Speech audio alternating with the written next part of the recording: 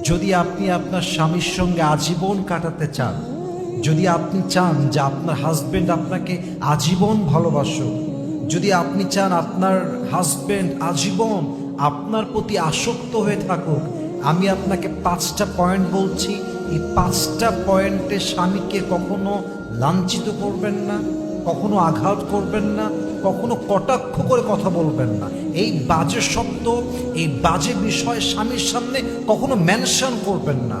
যদি আপনি আমার দাও এই 5টা টিপস অ্যাপ্লাই করতে পারেন, আপনার সাংসারিক জীবনকে সুখী করে দিবে একজন, বলেন সবাই তিনি কে? 5টি বিষয়ে কথা বলার পূর্বে হাজবেন্ডের ব্যাপারে খুবই খুবই কেয়ারফুল। নাম্বার 1, একজন ওয়াইফ হিসেবে কখনো আপনি আপনার স্বামীর ফাইন্যান্সিয়াল স্টেটাস অর্থাৎ অর্থনৈতিক অবস্থান নিয়ে যেই মেয়ে স্বামীকে কটাক্ষ করে, বিশ্বাস রাখেন সেই মেয়েকে কখনো তার স্বামী কলিজার থেকে, মন থেকে ভালোবাসতে পারে না। ঠিক কিনা বলেন? একজন স্বামী যখন বাহিরে কাজ করে বাসায় ফিরে আসে, সে একা ফিরে আসে না, অনেক প্রেশার নিয়ে, অনেক চাপ নিয়ে, বাসার চাপ, কাজের চাপ, বসের চাপ, অফিসের চাপ, প্রেশার, এই সব কিছু নিয়ে ক্লান্তি মাখা মুখ নিয়ে সে বাসায় প্রবেশ করে। আর আপনি এসে শুরু করলেন, তোমার ইনকাম এত কম কেন, এই কয় টাকা দিয়ে আমরা চলবো কেমনে, ট্যুর করবো কেমনে, ওইটা কিনবো কেমনে, এই সব পূরণ হবে কেমনে। What is this? What is this behaviour? You should support him from your heart. আপনি বলেন যে যান, আপনি বসেন, আপনার কি লাগবে আমাকে বলেন, একটু পানি দেন, যত্ন নেন, ভালোবাসা দেন। আরে যেই স্বামী আজকে 20,000 কামাই করে, আপনার ভালোবাসা পেলে, যত্ন পেলে, খাতিরদারি পেলে, আপনার হাজবেন্ড 10,000 নয়, একদিন 10 লাখ ইনকাম করে দেখাবে। ঠিক কিনা বলেন? He is not sitting idle, he is trying his best and he is limiting his cross just to make you happy. প্রত্যেক দিন স্বামীটা মাথার ঘাম পায়ে ফেলছে বউকে হ্যাপি রাখার জন্য। আমরা যারা জব করি, যারা চাকরি করি, বিজনেস করি, কাজ করি, আমরা আমাদের জন্য সবকিছু করি না, আমরা ওয়াইফের জন্য করি, আমরা সন্তানের জন্য করি। পুরুষ মানুষ মানুষকে নিঃস্বার্থ ভালোবাসতে পারে। ঠিক কিনা বলেন? So please, as a wife you have to support your husband. স্বামীকে কখনো তার অর্থনৈতিক অবস্থান দিয়ে কটাক্ষ করতে যাবেন না। আল্লাহর হাবিব সাল্লাল্লাহু আলাইহি ওয়াসাল্লাম বলেছেন, যেই স্ত্রীর মুখের কথায় স্বামী অসন্তুষ্ট, আল্লাহর জান্নাত তার জন্য হারাম। নাউজুবিল্লাহ বলেন সবাই।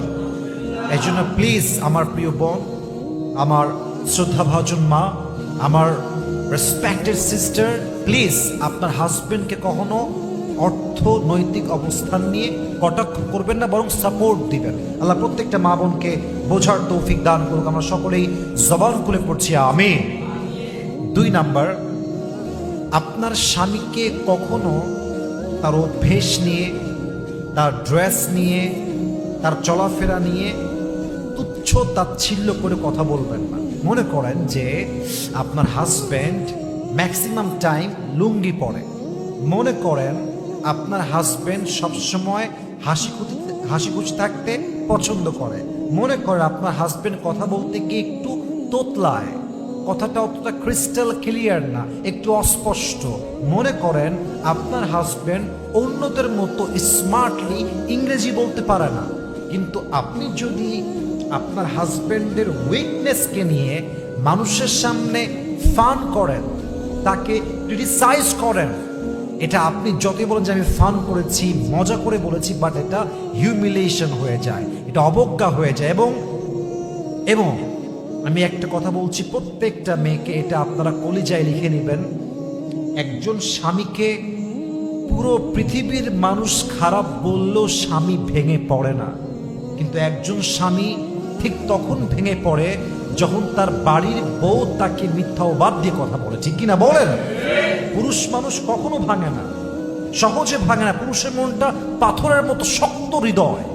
কিন্তু পুরুষ যখন দেখে আমার বাড়ির বউটা আমার বিরুদ্ধে চলে গিয়েছে, আমার বাড়ির বউ আমাকে ক্রিটিসাইজ করে কথা বলে, তখন পুরুষ তার সমস্ত শক্তি হারিয়ে ফেলে। ঠিক কিনা বলেন? এই জন্য মেহেরবানি করে don't criticise your husband, love him as like you can love him in this way. আপনার স্বামীকে এমনভাবে ভালোবাসেন যেন সে বলতে বাধ্য হয় যে আমার বউটা আমাকে যেভাবে ভালোবেসেছে আর যেমনি যত্ন করে, পৃথিবীতে এমন কোনো নারী জন্মগ্রহণ করে নাই যেই নারী আমাকে আমার ওয়াইফের চাইতে বেশি যত্ন করতে পারবে। ঠিক কিনা বলেন?